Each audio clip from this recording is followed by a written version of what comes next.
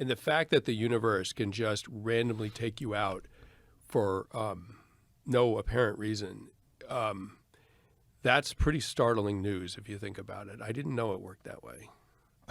And it can make you kind of paranoid. Did it make you paranoid? No, totally. Yeah? I mean, every day I was like, this is gradually going away, but I realized, like, you don't know. You just don't know that you're going to be alive in an hour from now. And you're going running, you're reading a book to your daughter, you're whatever, having dinner with some friends. And now, I like, an hour from now, I could be dead, or the guy I'm talking to could be dead. And none of us know, and none of us can do anything about it.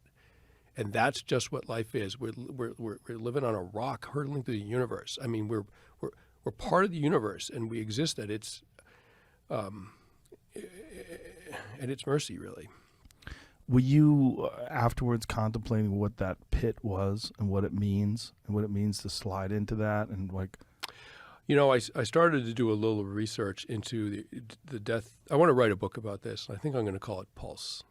Ooh, I like that. The thing that keeps us alive. It's a good name. And why we're alive and what happens when you die.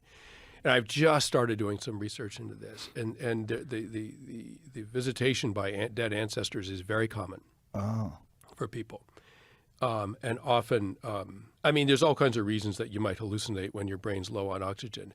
But I didn't hallucinate anyone in my family. I hallucinated my dead father, right? And that's very, very common. And I didn't know I was dying.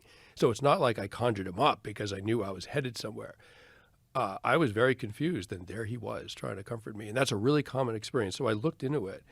And so they have all these, release of ketamine and all, they have all these DMT, they have all these sort of neurochemical explanations for the subjective experience of dying for the person. And we only know this because people come back, like I do, and report what they saw, and it's usually pretty weird.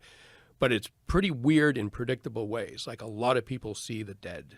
It's as if they show up to help. And I want to repeat, I'm an atheist, I'm not religious, I don't believe in anything. My dad was a physicist. So I want to sort of explain what happens in ways that he would respect scientifically.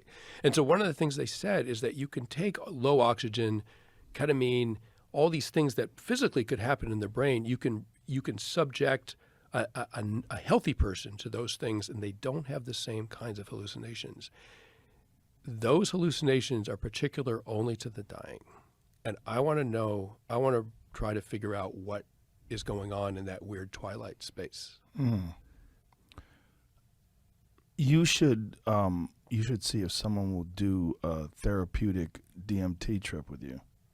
I've heard about that. Yeah. They'll do it. They were doing it out of University of New Mexico.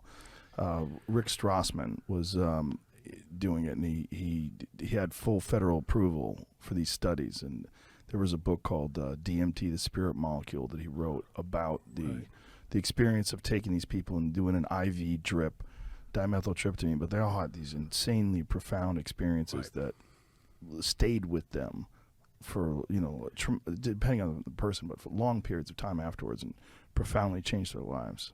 Well, an endogenous form of DMT is released in the brain of dying people. And maybe he wrote about that.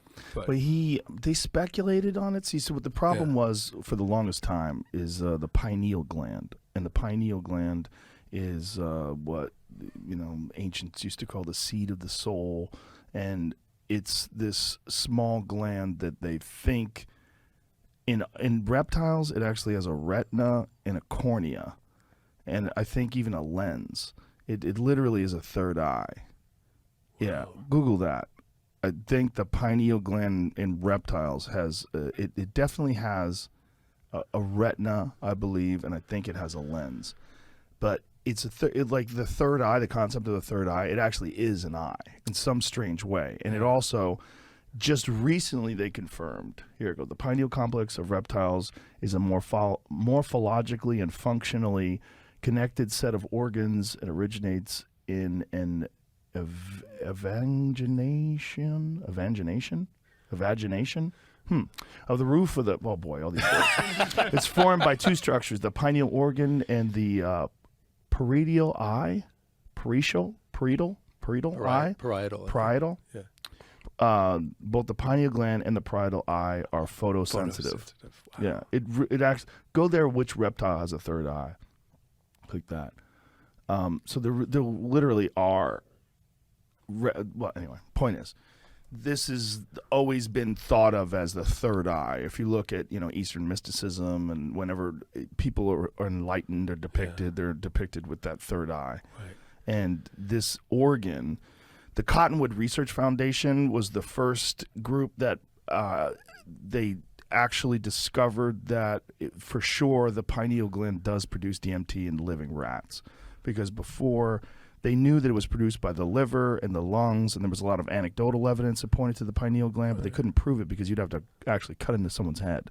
Right. There was a lot of problems just based on the structure of the brain and getting in there. And, but through this Cottonwood Research Foundation, which was working on different DMT studies, so they don't know why and they don't know what it is, but they think that this is also responsible for dreams. Right. They think it's responsible for some of the insane visuals and weird things you experience in dreams, but they also, the really spiritual, the people that are like willing to go way out on a limb, think it's a chemical doorway to the afterlife.